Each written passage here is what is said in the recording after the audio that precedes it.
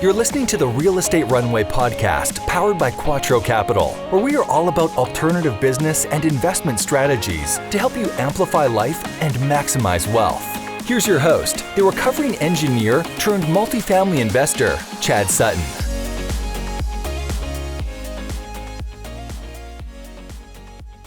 Welcome to another episode of the Real Estate Runway podcast. I'm joined today with an incredible friend and the president of a property management company that we work with in Knoxville, Tennessee, exclusively, Julie Griffin. Julie is the president of D&K Management. It's a family-owned property management company based in East Tennessee. She is a wife to a totally supportive and loving husband. He's the nicest guy in the world, and he makes you feel like a terrible person for not being that nice. So he's a great guy, a mom to three amazing young men.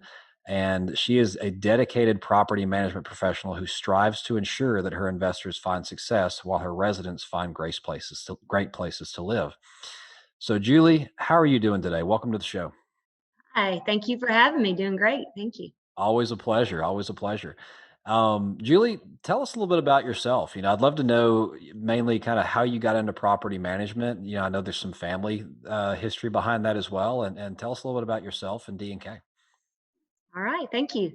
Well, I have to say I never had any intention of being in property management. When I went to college, got a degree, got married, immediately had two children, started helping my dad part-time because that's all I could really do with twins that were infants. And he needed some help in his office. I tried to find him somebody to take that place and take that job. And I tried training, and we did a couple people, didn't work out. And I finally said, you know what? My kids are now 2. We'll stick them in preschool full time, and I'm going to take the job. So never really intended to be there. Never really understood when my dad was, running our company, what he did for a living. We just knew he took great care of us, so we didn't really worry about it. But it turns out I took the job, eventually bought out his partner when he retired, and I've been working with my dad ever since. My sister is now in the process of buying my dad out. So it's a full family affair. My mom helps us with all kinds of spreadsheets and things when we need them. She's awesome. So it's just been something that I stepped into, and I'm really glad I did. And here we are today. That's fantastic. And I love the family business side of it. I mean, we kind of play on that side as well. Sometimes it can be tough because, I know working with sisters, I'm sure is fun, right? But they have your best interest at heart, right? In general. Absolutely. And we do great. We are, as my brother-in-law calls us, A and Z. We do two opposite sides of the business. We are so much alike, but we are so different. She is the tough, boots on the ground, collecting the rents, getting the people in the units. And I'm the dealing with the owners, doing the financial side, working in the home office. So together, I feel like we are the full package, and we are so grateful for each other. We wouldn't know what to do without each other to get together working this whole thing. Yeah. And what all cities do y'all currently serve, Julie? Well, we're in four states right now. We're in California. That's our farthest area, which we're trying to back out of California, but we still got one property out there right now. We are in Tennessee. We used to be all the way across Tennessee, but within Tennessee now, we're mostly Eastern Tennessee, Knoxville. We're in Harriman, Kingston, Lenoir City, Wartburg, Dandridge, Maryville, all surrounding areas. But then we have a huge hold in Johnson City. So we're in Johnson City, Kingsport, Bristol, Elizabethton, Jonesboro, and then on up into Virginia. We're up into Abington and Lebanon, Virginia. Yeah, and you have your hands full. Oh, in North Carolina. Sorry. Oh, North Carolina. I didn't know about that one. We have 3 properties in North Carolina as well. Yes. Fantastic. And I think you have your hands full just with us in Knoxville. We tend to, keep you pretty busy as well. So Absolutely. But it's a fun busy. Love working with you guys. Yeah. So kind of one thing I want to get into in this episode, there's a lot of episodes out there when people come on and talk about how to choose the right property manager, how to hire and fire and things like that. I'm like, okay, that's great. But the way I see this business and what I've learned over the years is, I think about pairing property management to the asset as pairing a jockey to a horse at the horse races, right? Like you don't bet on the horse, you bet on the jockey, right? And so you can have the best asset in the world with the best value play, $300 rent below market type of thing, no money you need to spend. Those don't exist, by the way. But if you find if you found that and you had the wrong person riding the horse, it doesn't matter, right? So I know one thing that y'all are very good at, and I'd love to hear your thoughts on this, is how do you make sure you have common goals with your owners, between property management and the ownership teams? I think that is so important, and it's one of the things that we are really focusing on right now. And we've gotten into relationships where we did not have common goals, and it just doesn't work. Doesn't work for us, doesn't work for the owner. So I think the biggest thing is to be upfront and honest in the beginning. One of the things, and you know this as well as I'm going to say it, is that I've talked people out of buying more properties than I've talked them into buying. So if you take me along, you take my sister along, and we look at these properties, we're going to give you our honest opinion. We know the markets well. If you take us to a place we don't know the markets, then I can't help you as well. But the ones where we do, I'm going to tell you my honest opinion. If it's a maintenance nightmare and I can just see issues coming down the pike, I'm going to tell you, because I don't need business badly enough to lie to you and say, yeah, this is a great opportunity for you. And then it's not. That just makes me look bad. So we're going to be honest with you about that. But I think on the very onset of it, you've got to find out if you have the same idea about, what we're going to turn this property into, and, what does a rent ready unit look like? What level of upgrades are we going to do? What amenities does it need? I got to find out from my owners, are they willing to put in what it's going to take to get the result that they want? If they want to get a higher rent, here's what it's going to take. Is this what you're willing to do? Another big thing is for us is turning around the clientele. So if you take us into a market where the clientele is not great, the property doesn't have a great reputation, we're going to do X, Y, Z to fix that. And are you on board with that? It's going to involve making people reapply and turning over a lot of people. We're going to non-renew a lot of leases. So you have to know that on the front end. So really, it's just understanding if we have common goals, if we're going down the same path, and if we really truly have the same value of what we are trying to provide for the tenants, because some of my owners don't.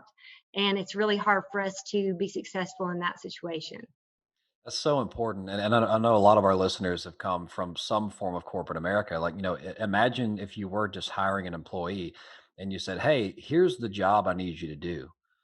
But then you provide them zero performance metrics, of what the expectations are. You don't set the goals, you don't set the vision, you don't understand, you don't have a common understanding what needs to be done.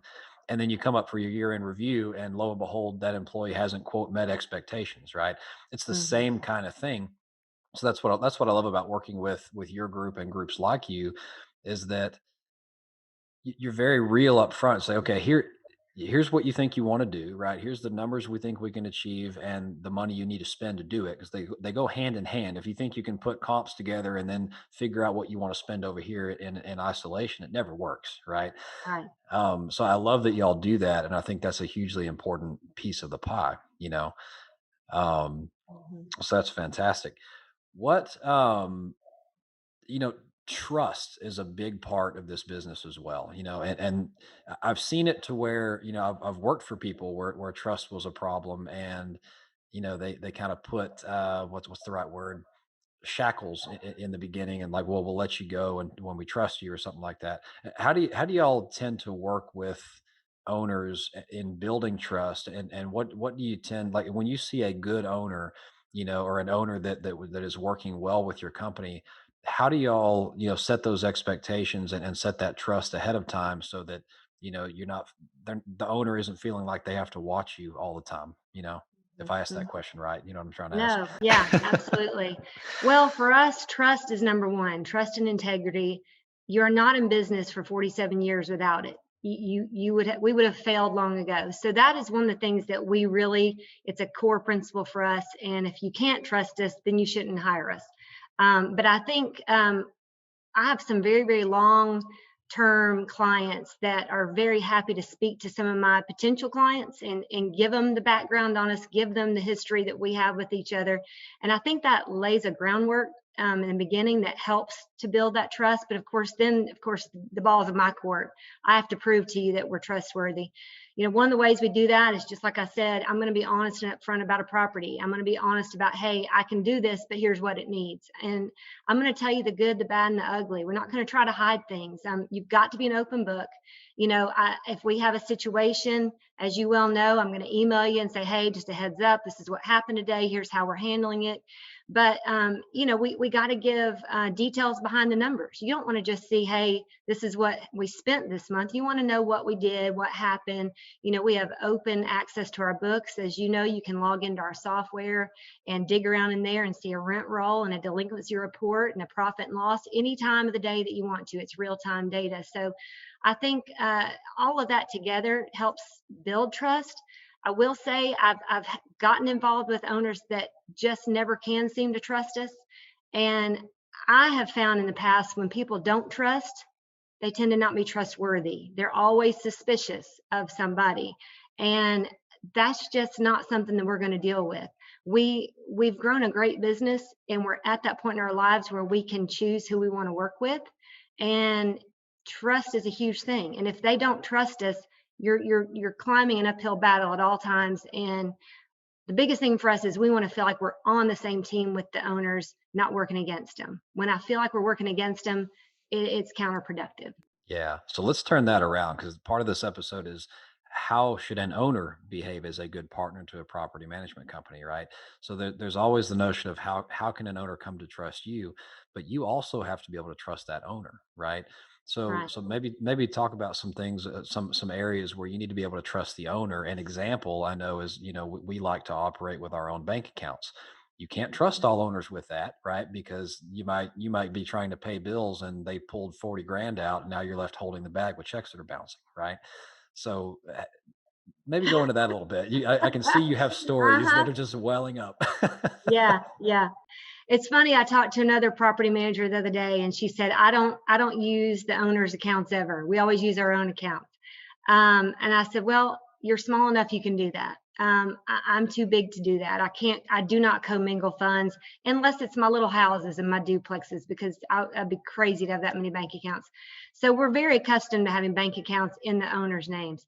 But I do really draw a line. I have a couple of owners that are still testing me on this, but we have to be the only one operating out of that account. Yes, it's your account. Yes, it's your money, but we have to be the ones operating out of that account. When an owner is writing checks and not letting us know, using a debit card, then I have one that's doing that right now, and it's a struggle. We have to balance that checkbook every day and email them, hey, please don't use the account. There's $1,000 left and your mortgage is getting ready to pull and the insurance is going to pull and we don't want it to bounce.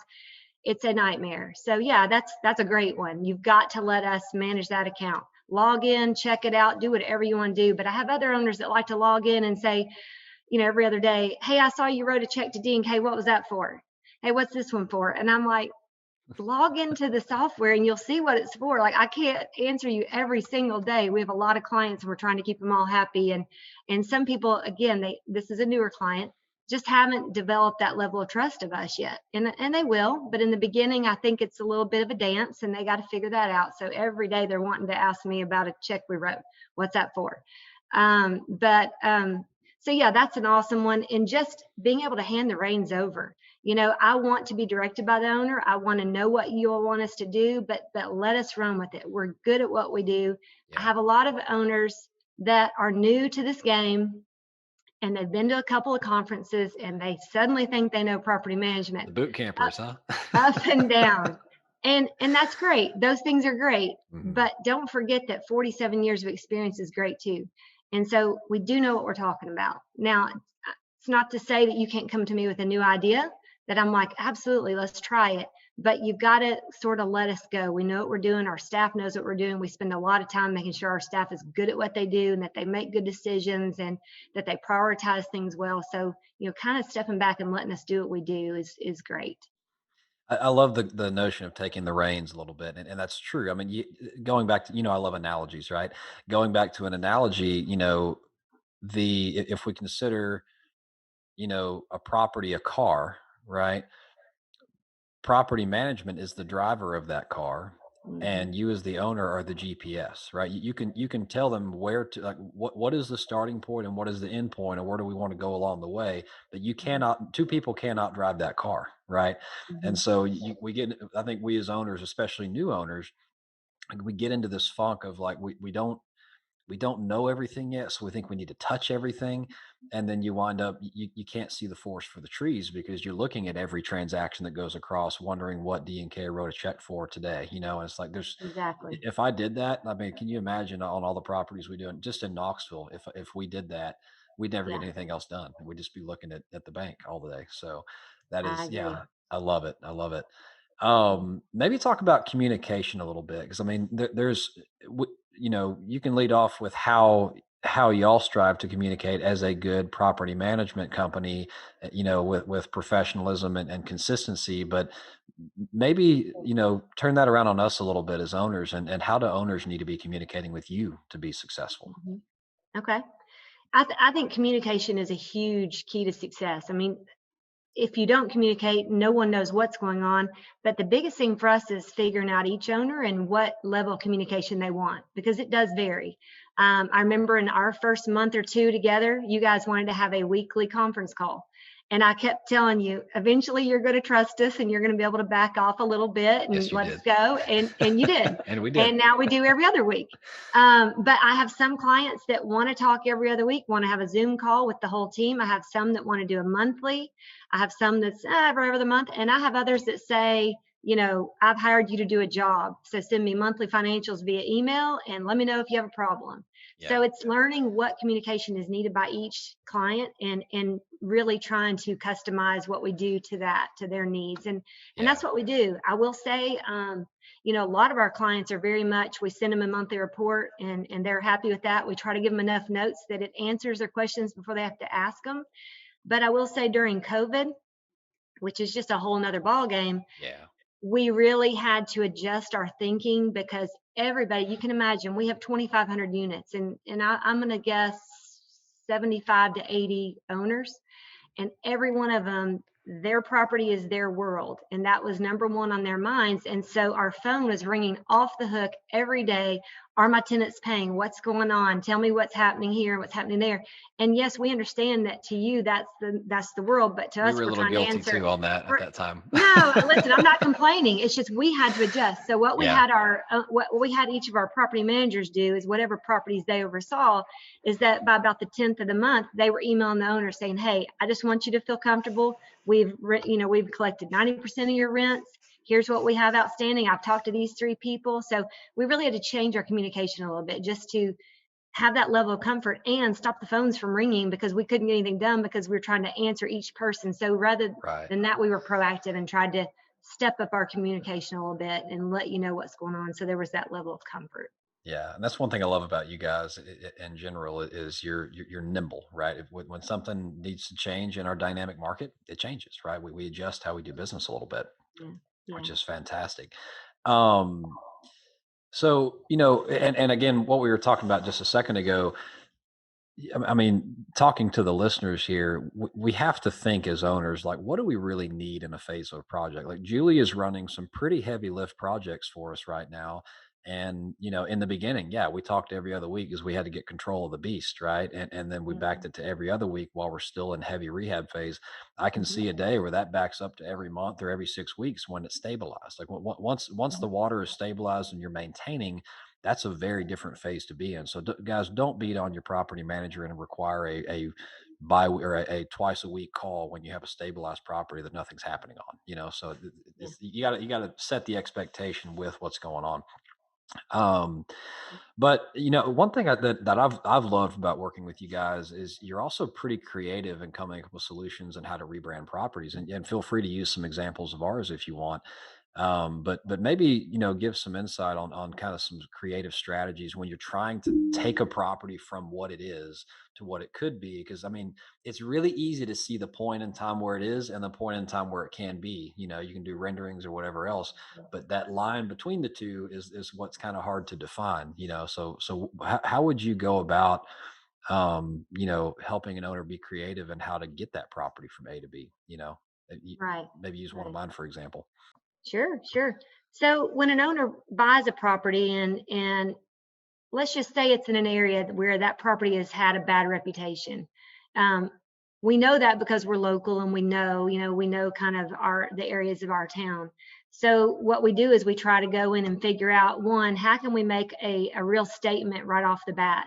And that takes money, and you got to talk about it up front so we know that there's budget numbers to do that. But for example, on one of your properties, we went in and we painted the whole exterior. It was brick. It wasn't a beautiful brick, so you go in and you paint, and we did some really cool signage, some cool colors. And I mean, immediately you're driving by going, oh my gosh, what happened over there? Something's changed here. And we immediately try to go in with signage under new ownership, under new management, that kind of thing. So that people who would have thought they never would want to live there are suddenly curious. They're like, what's going on here? And you guys have been so open to it, which is awesome. And some owners don't feel like much is needed. And sometimes if you don't think much is needed, not much is going to get gained. So, that same stigma is going to be there. That's not going to be obvious that something has changed. So you got to make it obvious. We work with a really great sign company that has really helped me design wise, come up with ideas, come up with creative solutions. I'm not a graphic designer, so designing the signs and things like that is not my thing, but coming up with some color combinations and things, coming up with amenities. Hey, here's what I think this clientele would enjoy.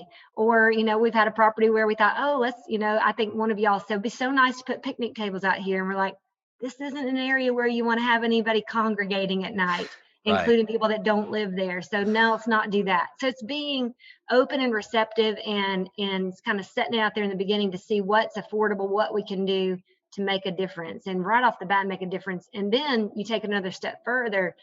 Once you've made that change, if you want to bring in the new clientele you're trying to attract, you got to have a plan in place to start turning over and getting rid of the clients that are causing the reputation issue in the beginning. So, making sure the owner is open to, hey, we're going to have a little vacancy issue as we go through this process, but we got to make everybody reapply and meet our criteria. And if they don't, they got to go. Otherwise, you'll never get good people in here. Mm-hmm. And so it goes hand in hand. You got to do both.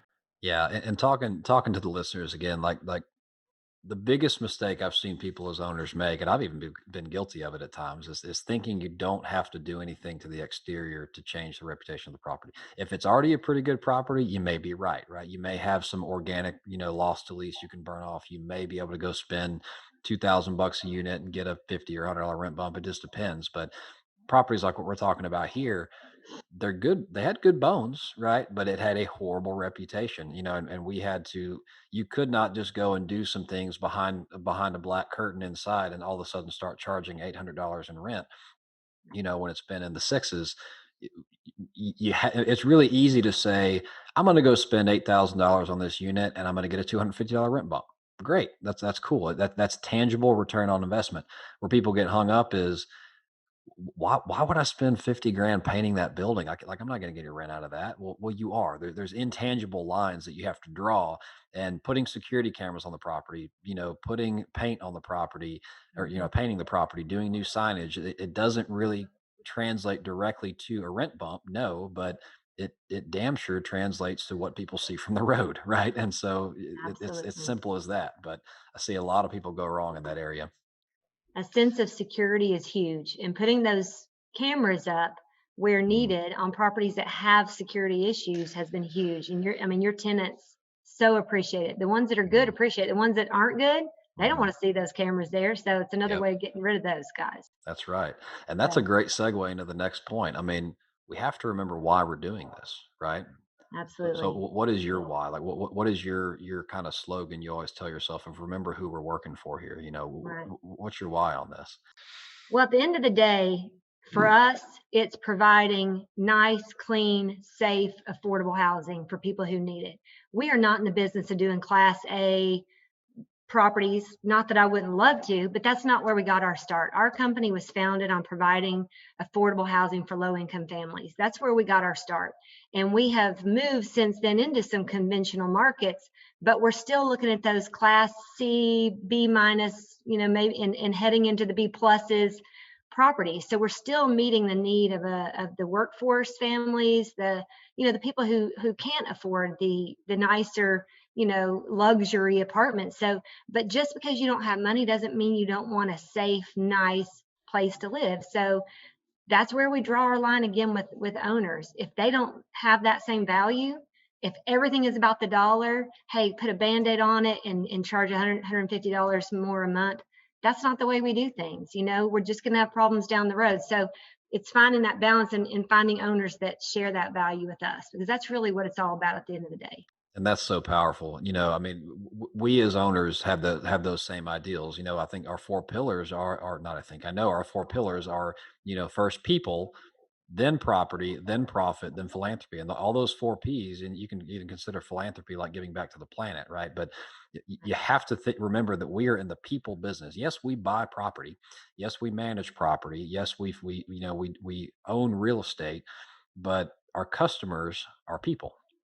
Right. Exactly. These are the places where kids come and do their homework after school, where mothers and fathers raise their children. They're just looking for a safe place to do so. And, if you can draw that parallel to allowing someone to raise their child in a safe, quality, and affordable place where they can be present and not be working three jobs trying to put food on the table in a slumlord place that's charging too much for not a good product. I mean, you're making the world a better place. So I love this stuff, getting on my own soapbox here. Absolutely. I have one owner that just made such an impression on me. She developed a tax credit, affordable low income housing property in Wartburg, and it was ground up construction, and she put in not only washer dryer hookups, but she wanted washer dryers provided. And I said, this is the first property I've actually seen someone provide a washer and dryer in each unit.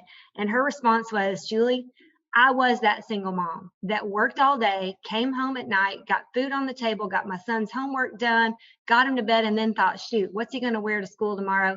And I needed to be able to do his laundry and not leave him there at the house alone, whatever. And so she said, I was that single mom. And so I want these tenants to have a washer and dryer in their unit, provide that for these people who are of lower income.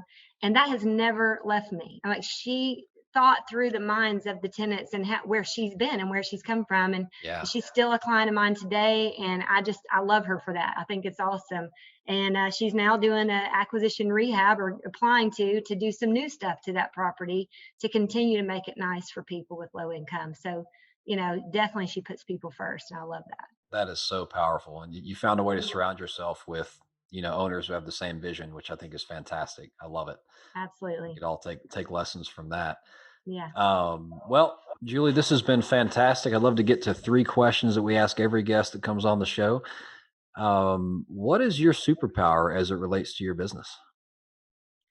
Well, I think we've touched on a lot of them. One is honesty and integrity. You're not going to find that with every property management company, unfortunately. Some give us a bad name, and we hear horror stories every day. A lot of times people come to us because they're in a bad situation, and the transition's a nightmare. The property management company won't hand over the leases, won't hand over any information, sometimes won't hand over the keys, won't release the security deposits, all kinds of crazy stuff. So just, being honest and upfront, doing what you're supposed to do, do what you say you're going to do. As my husband says a lot of times, answer the phone, answer the email. You will win 90% of the time, because half the people don't do it. They don't respond. So just, honesty, integrity, and doing what you're supposed to do is huge. Another one for us is, we were taught from a young age that, you work hard. And Lindsay and I are not afraid to work hard. Our parents weren't afraid to work hard. They still work hard. They still go out. During COVID, they were doing fish, which is like mobile meals. They were out doing that kind of thing. So we're not afraid to work hard. And Lindsay and I will bend over backwards. And I think we give away a lot of our time, but we give it away to the owners that really appreciate it, and that, we see them making a difference. If you're willing to make a difference, we are too. And we will do what it takes. Not sure our kids will ever want to follow in our footsteps, because they see how hard we work.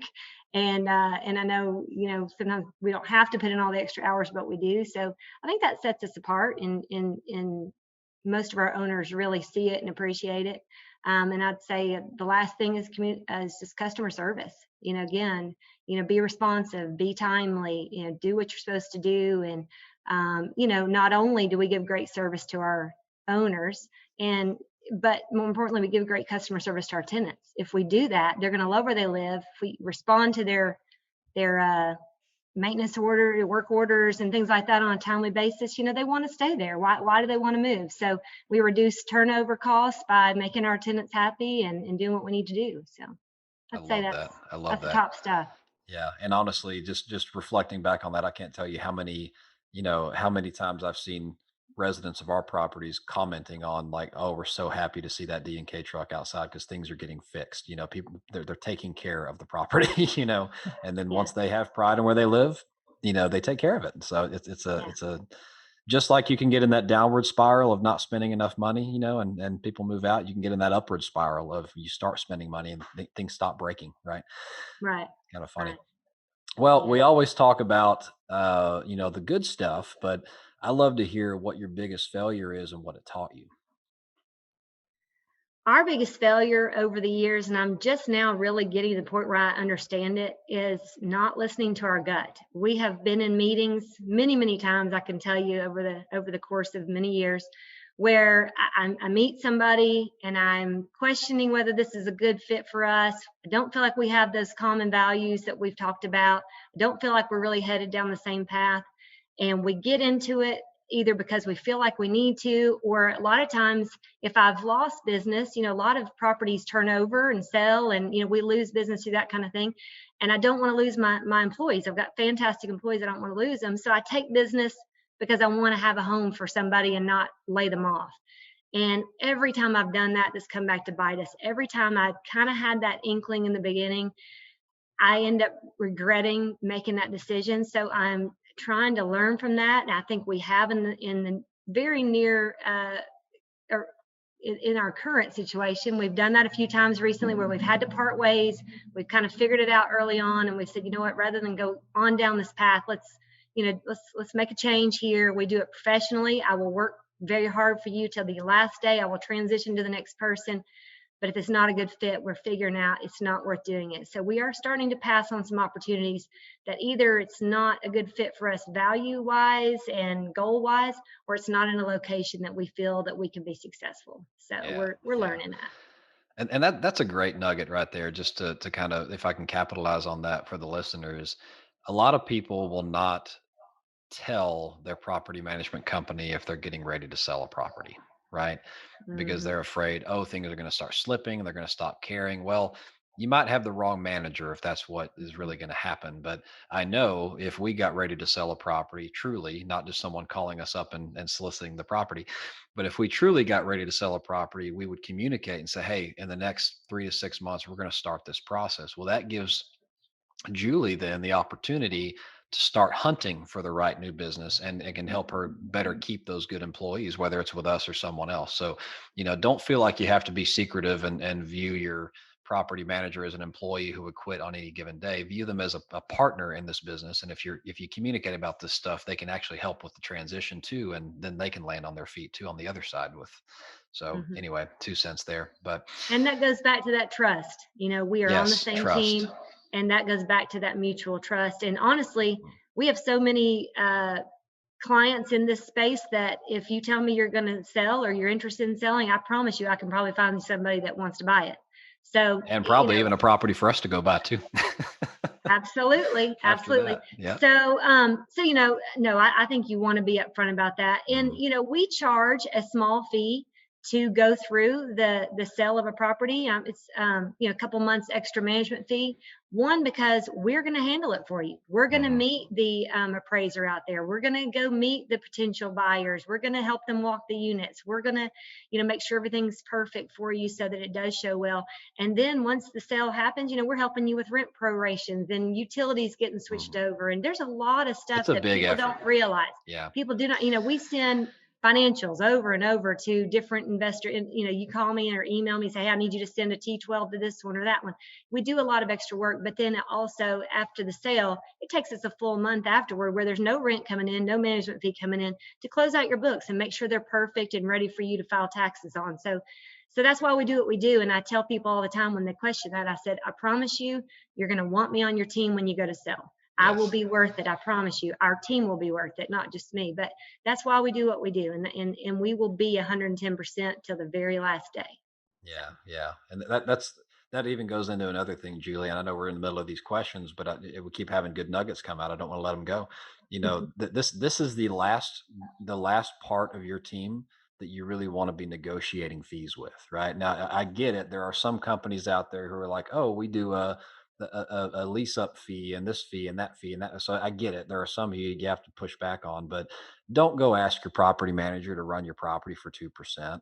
Don't go ask them to give you a free, maintenance guy or not charge you maintenance. Don't ask them to, not charge you to help selling a property. I mean, that is an asset, and it's like you're not paying your driver, right? Would you rather have a drunk teenager behind the wheel, or would you rather have Dale Earnhardt? It's pretty simple. Yeah. Yeah. So anyway, that brings us to our last question, Julie. As you know, we are very passionate about philanthropy as well, and I know you are. There are many ways that I've seen D&K give back, but maybe pick one or two of your favorite and let us know where we could direct some of our listeners to help support a cause. Awesome.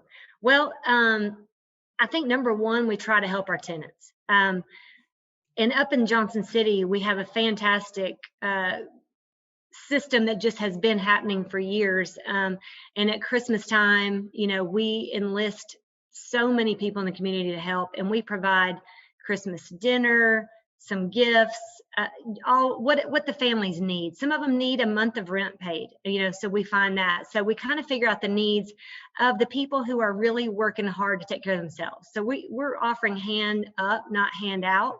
So those who are just goofing off and not paying their rent and that kind of thing, that's not who we're trying to help. We're trying to help those that need help. We've got a lot of grandparents that inherit grandchildren through various reasons, and they're living in our properties. We had one lady come to us and say, I've suddenly gotten custody of my grandchildren for various reasons, and they're going to come check my apartment, and I don't have beds for them. Well, guess what? They had beds in about 2 days. I mean, we will go out and find you what you need. That's just the way we've always done things. We've helped homeless people get set up in units when we can help them with a voucher and they have nothing. We've had friends jump in and donate everything. But so we don't just do it at Christmas. We do it as needed, but we do a big Christmas event every year, and we're doing it in Knoxville as well now. And that's some things we do. We also help tenants, if they need rides to get the medication or do something. There are certain things that we will just do to help people because that's what you do. But we also help them find assistance when needed. COVID's been a huge example. We have been able to really offset any losses. I mean, of course, we have a few tenants that weren't able to pay, but we were in constant communication with tenants. If you need help, here's where we can get you help, and trying to hook them up with local agencies that help. So a lot of our philanthropy is within our tenant base because a lot of them need help, and we want to do that. I will say my sister has been known over the years to encourage kids. You bring me an A on your paper or B on your paper, I'm going to buy you a Coke, I'm going to give you $1, I'm going to give you this. She will do this kind of stuff, and the kids love her. She's like the Pied Piper, and they come running in with their papers. And she was a teacher, so that's her thing. Encourage the kids to learn, because that's where they're going to get their freedom. Especially freedom from the situation they're in. Maybe they can go above and beyond where they are if they'll work hard. But on another level, every Christmas we also donate to Helen Ross McNabb. That's a local agency in Knoxville that provides mental health to people who can't afford it. We will donate in the name of a lot of our clients, rather than sending you a fruit basket. You got plenty of that. We like to do something that will help others, so we'll do that. And then my dad's on the board and the foundation for Helen Ross McNabb, and so we kind of serve that agency along the way throughout the year. But that's a big one that we love. But mostly we just try to give to our tenants and do what we can to make their lives a little better. I love that. We're in the people business, and it's about figuring out how do we do good while doing well. That's Mm-hmm. we've got a mic Mm-hmm. drop on your comment there. That's so fantastic. I love it.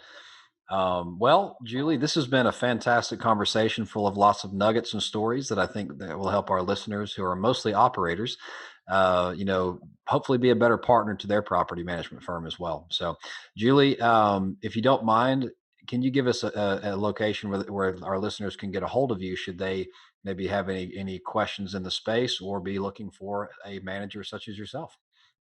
Well, I can. Yeah. So you can find us at www.dkmanagement.net. You can call my office at 865-988-4550. Or email me. It's a long email. My husband makes fun of it all the time, but julie.griffin@dkmanagement.net. So, or just find Chad, he'll find me. That's right. And all this will be in the show notes, so don't feel like you have to take furious notes. No problem. Thank you so much for having me. I really do appreciate it. And we love working with you guys. And if you all can help cultivate other owners like yourselves, it makes our lives better too. So appreciate it. I love it. We're all on a mission here. Yeah. All right. This has been another episode of Real Estate Runway Podcast, signing off. We hope this episode was insightful and brought value to your day. If so, please be awesome and leave us a 5-star review. Find out how Team Quattro can help you at thequattroway.com. Until next time, this is the Real Estate Runway Podcast.